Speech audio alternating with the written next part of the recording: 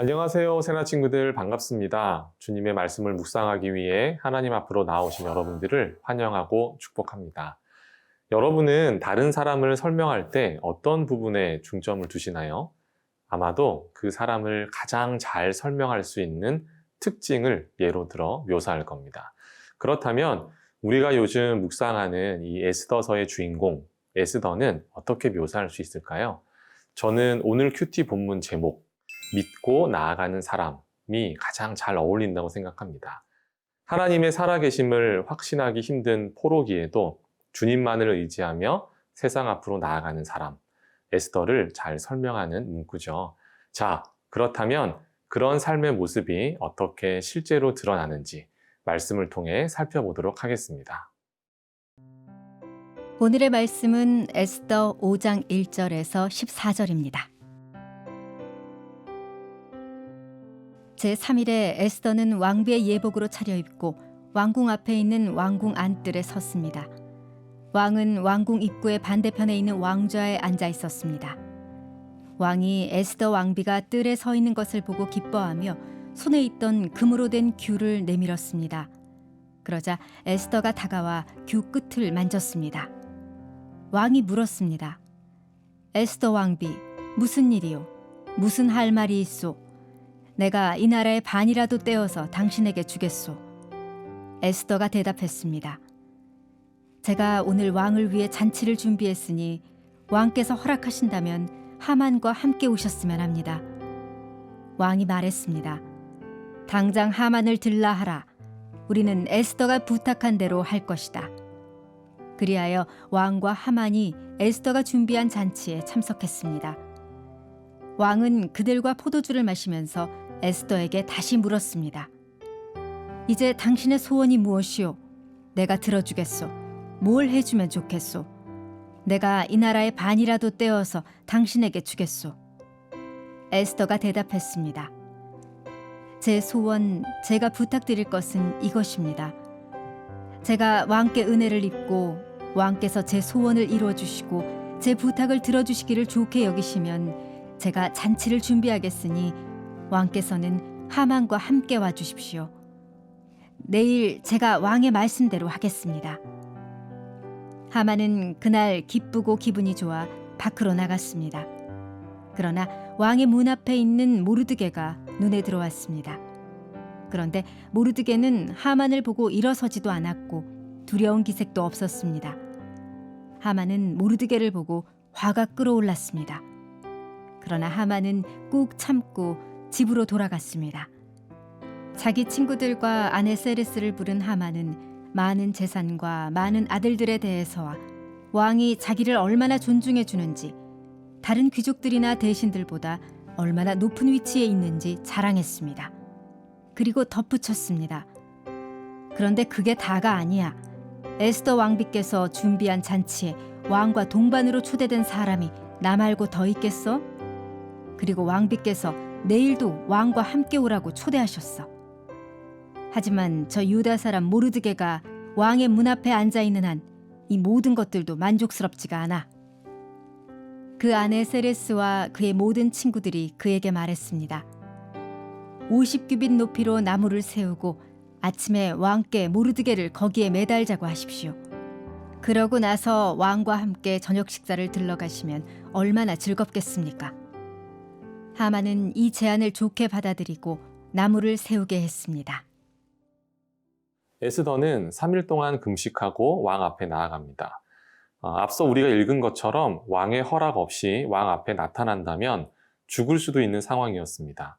하지만 에스더는 죽으면 죽겠습니다 라는 신앙의 고백처럼 왕을 만나게 되죠. 에스더는 과연 생명을 부지할 수 있을까요? 여기서 아주 흥미로운 반전이 일어납니다. 오늘 본문 3절 말씀입니다. 왕이 물었습니다. 에스더 왕비, 무슨 일이요? 무슨 할 말이 있어? 내가 이 나라의 반이라도 떼어서 당신에게 주겠소.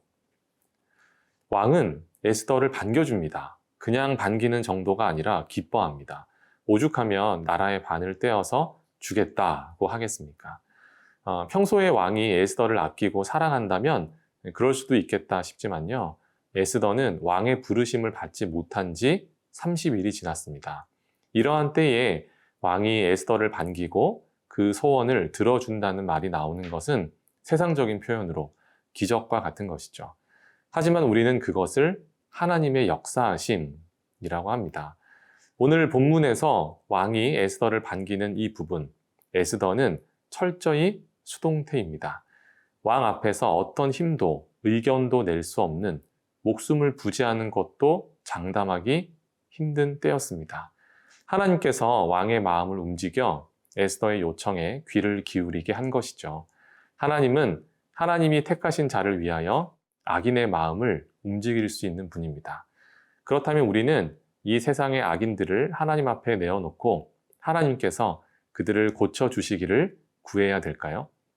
그것도 물론 필요하지만 더 중요한 것은 먼저 우리의 마음을 하나님 앞에 내어놓는 것이죠.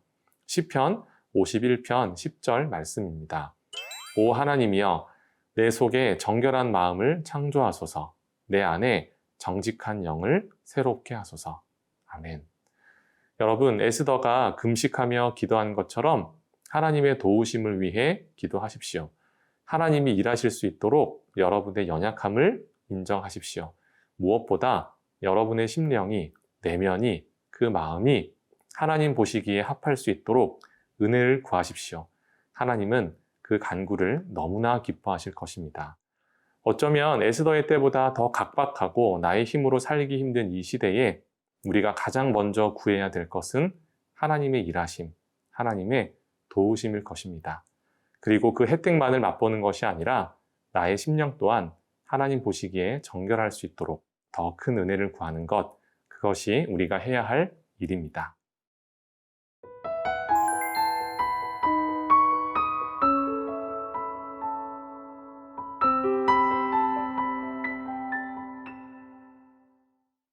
하나님의 일하심을 구하는 것과 반드시 같이 해야 될 일이 있습니다.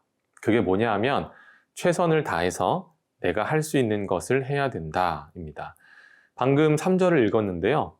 왕이 물어봤죠. 무엇을 원하느냐? 나라의 절반이라도 떼어주겠다. 그것에 대한 에스더의 답입니다. 내가 왕과 함께 잔치를 즐기고 싶습니다. 파티를 즐기고 싶습니다. 내가 당신을 초청하니 와 주십시오. 이겁니다. 근데 여러분, 중요한 건 시점이에요. 에스더가 4절에서 뭐라고 말하죠? 제가 오늘 왕을 위해 잔치를 준비했으니. 오늘, 즉 에스더는 왕 앞에 나아가기 전에 계획을 세운 겁니다. 흥겨운 잔치 자리를 마련해 왕의 마음을 즐겁게 하고 그 틈을 타 자신이 원하는 것을 말해보겠다는 계획인 것이죠. 당장 왕 앞에 나아갔다가 죽임당할 수도 있었지만 그 위기를 넘긴다면 그 후에 자신이 어떻게 행동해야 될지를 미리 계획하고 준비했다는 겁니다. 마태복음 21장 22절입니다. 너희가 기도할 때 무엇이든지 믿고 구하는 것은 다 받을 것이다. 아멘. 예수님께서 우리에게 주신 말씀입니다. 우리는 하나님의 자녀로서 하나님 앞에 우리가 원하는 것들을 요구할 권리가 있습니다. 그리고 방금 읽은 대로 우리는 다 받을 수 있습니다. 그러나 전제 조건이 있습니다. 하나님은 늘 더 좋은 것으로 주십니다. 여러분이 아주 사랑하는 친구가 있습니다. 그런데 여러분을 붙잡고 마구 조르는 거예요. 나에게 독극물을 달라. 그렇다면 여러분은 친구가 원하는 대로 독극물을 줄 겁니까? 절대 아니죠. 오히려 몸을 건강하게 해주는 약을 먹이겠죠. 사람이 그럴진데 하나님은 오죽하시겠습니까? 그래서 우리는 노력할 수 있습니다.